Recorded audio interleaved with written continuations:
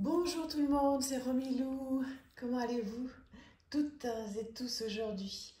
Je suis très contente, bien sûr, même si je me répète, je suis très contente de vous retrouver aujourd'hui pour continuer à vous présenter ma collection d'oracles et tarots. Et aujourd'hui, on va aller sur des choses bien différentes les unes des autres. Et vous allez me dire, si vous voulez bien sûr, ce que vous en pensez.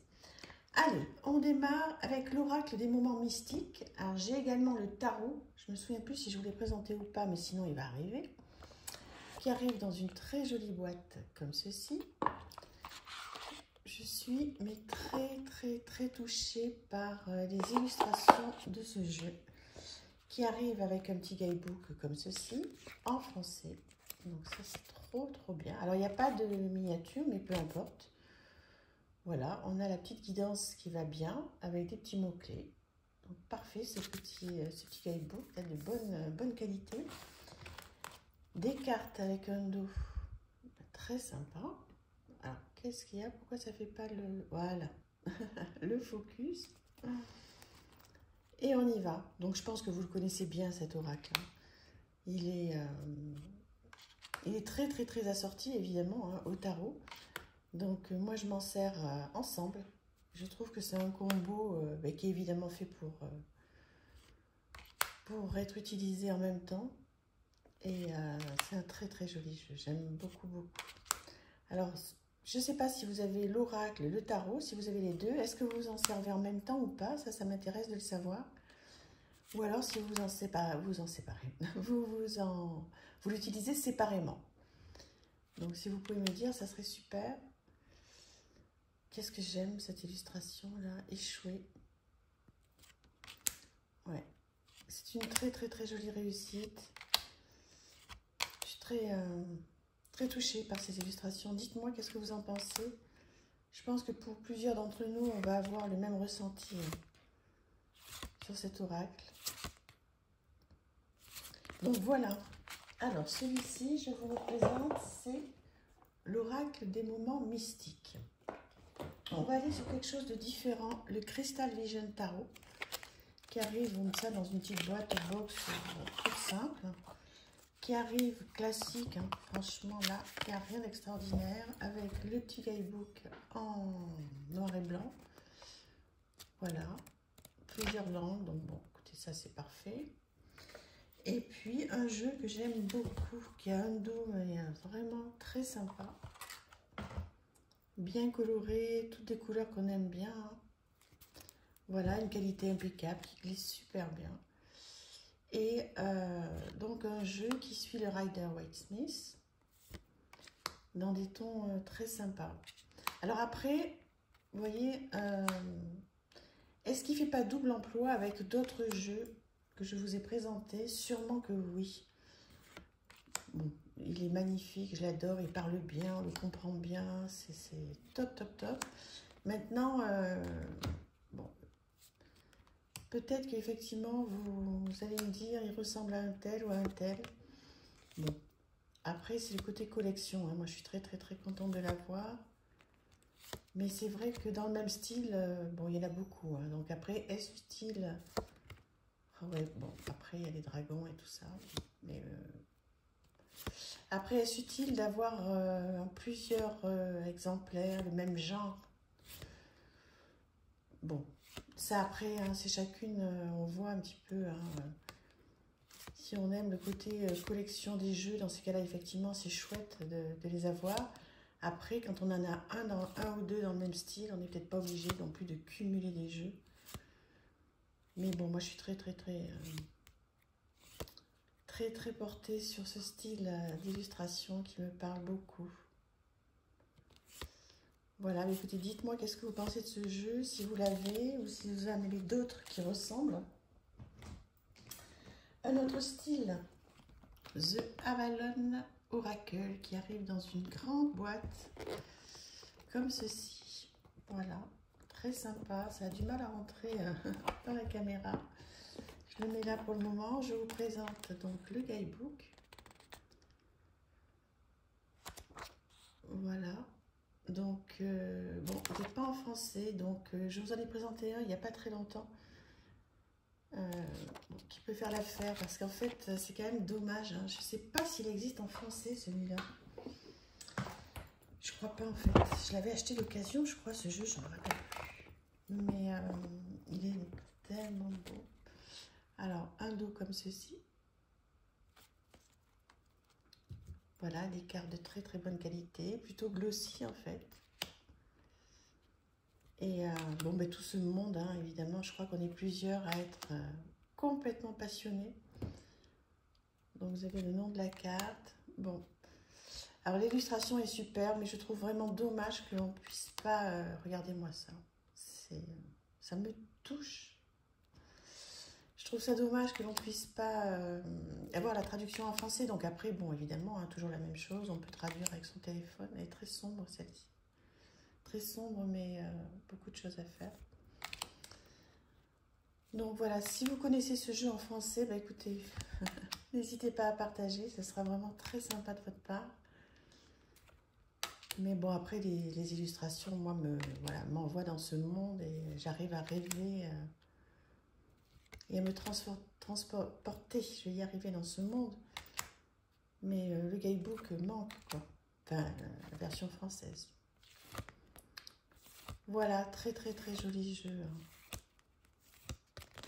Donc voilà pour celui-ci, je vous le représente. Oups, voilà, je me suis cognée. The Avalonian Oracle. Voilà, un autre, même style, l'Oracle du Druide. Un livre et un jeu divinatoire. Donc là, on est dans du français. Donc ça, c'est chouette. Dans une grande boîte comme ceci. Je vous présente le petit guidebook qui est super avec une mignonnette donc en couleur. Et vous voyez, vous avez plein de choses. Hein, des mots-clés, la résonance, l'interprétation spirituelle, druidique et symbolique, sa représentation et ses symboles. Voilà, beaucoup de choses et comme ça pour chaque carte. Chouette, hein? Tout en français. Donc ça, c'est génial.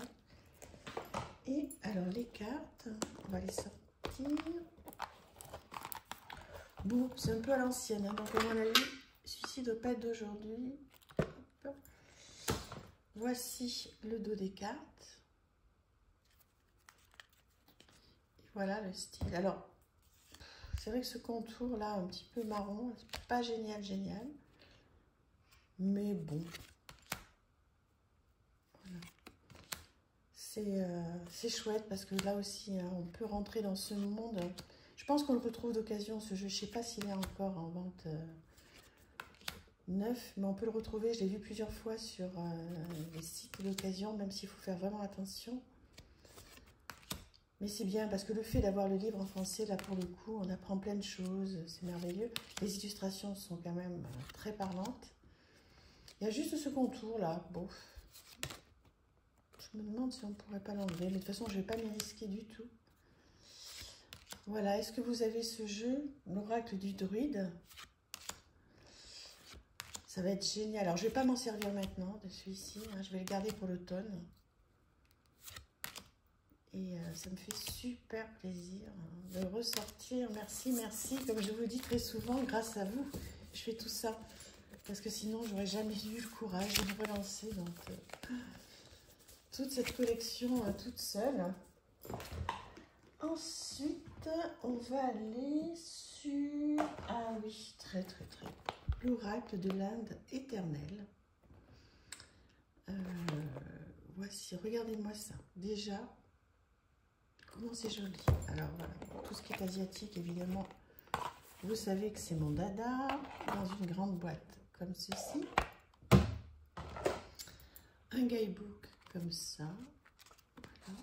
Avec la petite miniature, le côté lumière de la carte, le côté ombre, son message.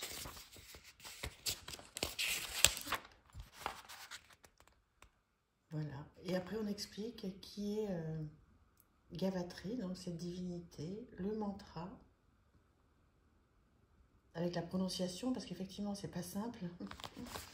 Voilà, c'est comme ça pour toutes les cartes. Et celui-là, vous pouvez le retrouver, hein, Donc je l'avais vu il n'y a pas très longtemps encore hein, sur Amazon. Voilà, s'il vous plaît, on va regarder les cartes tranquillement. Ça arrive dans un petit pochon comme ça. Il est tout doux celui-ci, donc ça c'est chouette. Des fois on a des pochons là dorés qui sont durs et rêches comme tout, j'aime pas. Donc voilà, très joli Parme on va dire. Les bordures argentées. Et voilà. Donc vous avez des petits mots-clés, des petites phrases clés. Avec le nom de la carte. Alors là évidemment il faut aimer tout ce qui est indien, hindou. Hein. Mais si c'est votre cas, vous allez vous régaler avec ce jeu. Des cartes de très bonne qualité. Vraiment super. Voilà, dites-moi si vous connaissez ce jeu. Est-ce que vous l'avez vu passer? Est-ce que vous l'avez en votre possession? Et si vous l'avez, est-ce que vous en servez? Pour moi, c'est un message à une carte, hein, enfin un tirage à une carte. Mais on peut faire à plusieurs, évidemment. Hein. Il y a des propositions de tirage dans le guidebook. Voilà. Moi, je préfère faire à une carte, là, parce que vous voyez, par exemple, bon, la Shiva, j'aime bien faire des recherches, aller dans le livre. Déjà, ça prend bien 20 ou 30 minutes, hein, si on veut faire ça. Donc, mais après, vous vous en servez, voilà. Comme vous le sentez, ce qui est important, c'est de faire vraiment à l'émotion, vous voyez. C'est l'avantage de ce monde des cartes. C'est que oui, effectivement, il y a des codes, entre guillemets, mais il y a ce que propose l'auteur pour les tirages, etc. Mais aussi, on peut faire comme on veut, comme on le sent. On n'est pas obligé du tout de suivre les codes, 3 cartes, 6 cartes, passé, présent, futur, etc. Si on a envie, on peut, mais sinon, on fait comme on le sent. Et ça fonctionne quand on le fait comme on le sent, avec le cœur, nos ressentis. On arrive à atteindre des moments de plénitude et de gratitude aussi qui sont... je ne sais pas comment c'est pour vous, mais les cartes, elles m'apaisent, quoi. Voilà. Des fois, je ne suis pas toute seule dans ma tête. J'ai beaucoup de choses, je pense à plein de choses, j'ai mille idées, je me fatigue. Des fois, je m'auto-soule. Tellement je pense à des choses. Et l'avantage des cartes, c'est que, ben oui, elles m'apaisent, elles me permettent d'être dans l'instant présent. Et pourtant, je fais de la méditation et ça me fait un bien fou aussi. Mais j'essaie de plus en plus de me poser, de me dire, bon, allez, là, tu fais ça, tu ne penses qu'à ça, tu restes là-dessus. Là, comme je vous disais hier ou avant-hier, j'ai une envie de me lancer dans l'aquarelle. Parce qu'en fait, mon oracle, c'est beaucoup de collage, beaucoup d'acrylique, etc. Et là, j'ai vu une vidéo qui m'a tellement envie de me lancer dans l'aquarelle. Là, je ne pense plus qu'à ça. Mais bon, je ne vais pas le faire tout de suite. D'abord parce que c'est un investissement quand même. Hein. Il faut racheter le papier, les pinceaux, la peinture, etc. Donc, c'est pas du tout le moment pour moi de le faire. Mais je vais le faire. Alors, je ne sais pas comment je vais le faire puisque étant vraiment pas du tout une bonne dessinatrice, mais comme je vais le faire pour moi et pour me faire plaisir, je vais aller sur Pinterest, je vais prendre des petits exemples, je vais me faire plaisir. Voilà, donc qu'est-ce que vous pensez de ce très beau jeu, l'oracle de l'Inde éternelle? Voilà, j'espère que vous aurez passé un bon moment. N'hésitez pas à me dire si l'aquarelle, ça vous tente, si vous aimez, si vous en faites. Et puis si vous avez des petites astuces, je suis hyper preneuse. Je vous embrasse, à demain. Merci, au revoir.